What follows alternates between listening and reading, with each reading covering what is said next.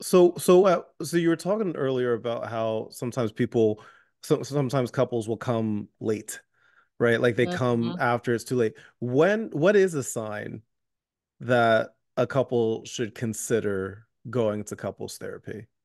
Oh, a sign for them to consider. So if you are having the same argument, Hmm. maybe with different makeup or different outfit over and over again, it's the same argument, different details, but the same thing. I would suggest going to couples therapy because there may be something deeper there. Mm. There may be some more underneath the layers that isn't really getting addressed. It might be more than he's not helping enough around the house and she's too naggy, right? But if that's the constant theme, it might be time for couples counseling so that it doesn't Hmm. build resentments and you're not arguing and like to the point where it's escalating past, hey, can you take out the garbage? Hey, can you stop nagging me? Right. Right, right, But if it's a pattern, if you're seeing it repetitively, I would say go to therapy before it gets too big.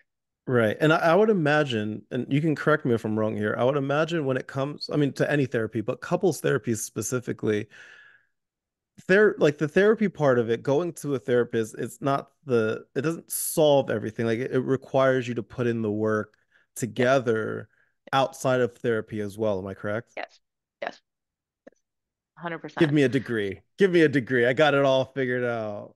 Yeah, I mean, if you think about it, for any of your listeners who have been in individual therapy and are like, ooh, what about couples, right? Like, think about Hmm. like the work that you're doing for yourself in between your sessions of Mm. individual therapy. Then you're going to have to carve out the time to do some of that work with your partner in between Hmm. sessions. Right. Whether it looks like a meeting. I use the terminology executive meetings with Mm. my couples that I'm working with, and I actually personally do this in my marriage as well. Hmm. Um, I call them executive meetings because if you think about marriage, take out the romance, take out the love and the mushy stuff. Like if you think about marriage, or cohabitating, you're running a business. Right. Your finances are combined. Your household is combined. Maybe you have fur babies who are your little staff, or you have children Hmm. who are your little staff, right? Like you are essentially co-owners of a business. Right.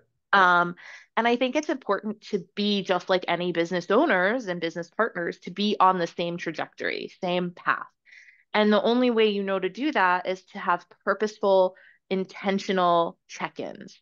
Mm. And I know that kind of takes like the love and romance out of it, but if you think about it, like you're really planning for the future. So you're staying on track, you're staying on target so that you can have space for the romance. So the romance and the love doesn't fizzle out, doesn't die.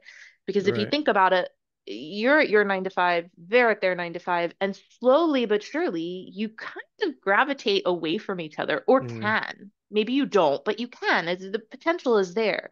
So if you're not purposely coming together saying, hey, are we still on target? Are we still on our budget? Are we still having enough family vacations? Like are our um things that we prioritize, are they still in line with each other? Are Right. our values still in line with each other? Are we still wanting to go to church or temple or synagogue or whatever? Like Right. what's going on? Are we good with the kids? Are we good? Like whatever the case is. And so Right. I think people get so stuck in the mundane Mm. daily, go to work, come home, eat, go to sleep, go to work, come home, rinse and repeat of it, Yeah. that Yeah. they forget about their partner's needs too. Right. So when a couple, like say when a couple first comes to you and they're sitting down and they're like, okay, okay, Chelsea, fix us, help us. Like what is your approach like initially when a new couple comes into your practice? That's kind of like a multi-layered question. Sure. Because there's like a few things that I definitely hit on. I guess I kind of go over, I don't hate using the word rules, but I guess Mm-hmm. like parameters of couples counseling, like no secrets. Like I Mm. don't want to be in, because sometimes I'll do individual work with the couple, right? And I don't want to be in an individual check-in session with one of the half of the partner, and then they say, I'm having an affair, but don't tell my other partner. Like, don't Oh tell my other boy. spouse. Like Has that that's happened? no, that's like not to me. I'm sure it's happened Oh, because well, it was right, taught right, to right. me in school. Like I'm sure it's Yeah. happened.